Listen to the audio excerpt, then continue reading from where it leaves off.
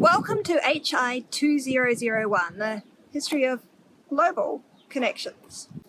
I tend to refer to this subject as global history, and I really love it. But I should warn you, it's big. We're going to be dealing with really big networks and with 2,000 years of history. But it will be manageable. You'll be exposed to fascinating historical events in distant and really close times and locales. And we'll deal not just with what happened, but with how ideas about the past change. This means you'll get to develop your critical thinking skills and consider what constitutes evidence, how it's used, and how history reflects not just the past, but also its present. I've taught global history for over a decade, with a variety of long titles for the subject. It's big, but students get through it fine. And at the end of it, they really appreciate the overview of history this subject gives them, and the framework it provides for contextualizing more focused historical studies. They also appreciate the insights it provides into the structure of their lives and the networks they are connected to. Throughout the semester, I'll be very clear about what you need to do to successfully complete the subject, and the subject outline provides a clear guide for this as well. So welcome, and settle in and enjoy the semester. This subject is an opportunity to deal with history so large, it generally gets overlooked. Please have a look through the subject outline before the start of the semester, particularly the sections on assessment and lecture and tutorial topics. I hope some of the listed topics will intrigue you. I genuinely find them all fascinating, and I've been through the subject a few times already.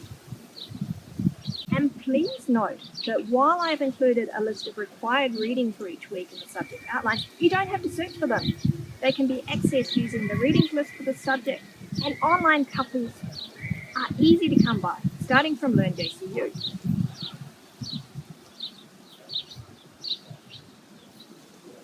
In the guide to topics, the range of names, dates, and places may look slightly overwhelming, but past students have enjoyed that range, combined with the ability to focus in on times, places, and events that intrigue them, and there is no requirement to memorize long strings of dates or to learn to pronounce long lists of names.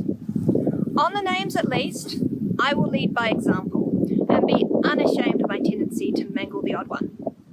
In the past, I have taught this subject with a China specialist, and at times my pronunciation had her rolling in the aisles with laughter. That's the example I want you to embrace when it comes to tutorial discussion. Do your best. Engage with the new and the intriguing. Plunge on, because we're all in the same boat and we're all out of our depth in this subject. That's what makes it so much fun. In terms of what you need to do now, make sure you look at the assessment item descriptions in the subject outline. At JCU, we are incorporating digital history into our subjects and our assessments.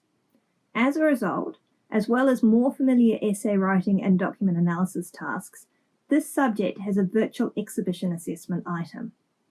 The virtual exhibitions so far have been a blast, and the task develops very useful skills.